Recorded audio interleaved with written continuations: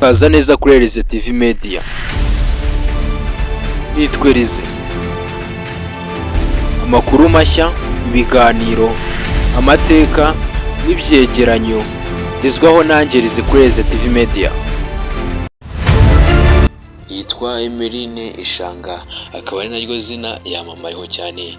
Benshi mwamumenye nka Miss, abandi mumumenya nka muntu wakoze amarorerwa, kubera yuko uno mukobwa Emeline Ishanga yahagaragaye video ze ari twavuga ko yarari nko kwikoresha imibonano mpuzabitsina akoresheje icupa rya Heineken.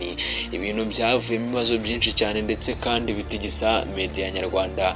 Abantu benshi banditse inkuru, abandi bahimba ama content, abandi barabihuza, maze si ukuvamo ibibazo, ibintu birakomera cyane. RIB ndetse n'abandi bayobozi bo mu gihugu batandukanye babyinjiramo. Akaba ari ibintu byateye agahinda abantu benshi cyane batandukanye, harimo abakurikiraga Emeline Ishanga, harimo ababyeyi ba Emeline, abantu benshi cyane bakoze video ndetse n'ama content creator baza kumurya amafaranga, haba abahanzi nabo bakoze indirimbo zijyanye n'iri cupa rya Heineken. Uyu nguyu rero Emeline Ishanga yagize amateka atari meza, ndetse kandi bivugwa ko rwose ngo havutse ibibazo.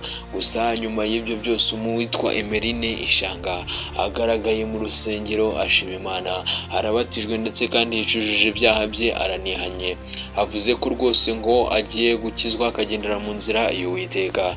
Abantu benshi cyane rwose ngo bakomeze kumushyigikira no kumuba hafi, ngagandukiye Imana kandi agarutse mu nzira yayo. Yakomeje kandi asoma namwe mu magambo yo muri Bibiliya agira ati: Njyewe Uwiteka nkunda abanyabyaha, kubera yuko abanyabyaha mba nshaka ko bahinduka bakangarukira. Ati none nanjye nizeye ko Data twese uri mu ijuru azangarukira, nkaba umwe mu bagaragu biwe, kuko nanjye ndagarutse mvuye mu nzira mbi z'ubuyobe n'ibindi bibazo byose nari naragiyeho, ndetse kandi ndicuza ndanihanye ibyaha byanjye. Rwose ibyaho hagiye bimvugwaho ibyinshi byari ukuri, gusa rwose icyo nabwira abantu nkabizeza ndetse nkanasaba imbabazi nuko nakosheje. Gusa uyu munsi wa none ngarutse mu nzu y'Imana, nkaba ngarutse kuba umukozi w'Imana mu buryo bwose butandukanye. Ngiye kuba umwe mu bantu bakorera Imana kandi neza cyane. Akaba rero ari Emeline Ishanga wagaragaye mu rusengero ari kubatizwa, ndetse kandi anashima Imana ngaho yamukuye, ndetse kandi yakomeje no gushima Imana agira ati: ibihe narimo byari byiza namba, nahuye n'ibibazo binkomereye cyane, byaragahinda n'amarira, ariko rwose uyu munsi wa none ndabinginze, sinzongera gukosa, sinzongera gutandukira inzira y'Uwiteka.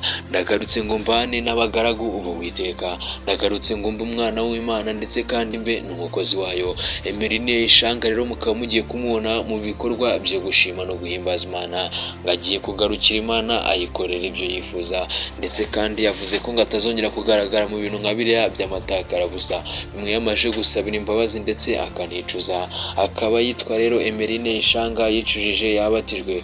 Nyita Elize, iyi ni Elize TV Media. Ndikugezaga iki kiganiro n'ubundi nk'ibisanzwe, Elize niyo gisubizo. Mugira ibihe byiza kandi Imana ibarinde. Subscribe niyo yonyine yagufasha gukubana nanjye mu biganiro byacu bitandukanye. Nongere nsubiremo, nimugire ibihe byiza kandi Imana ibarinde. Ciao ciao. Kaza neza kuri Elize TV Media. Nitwe Elize. Amakuru mashya, ibiganiro, amateka n'ibyegeranyo bizwaho nanjye Elize kuri Elize TV Media.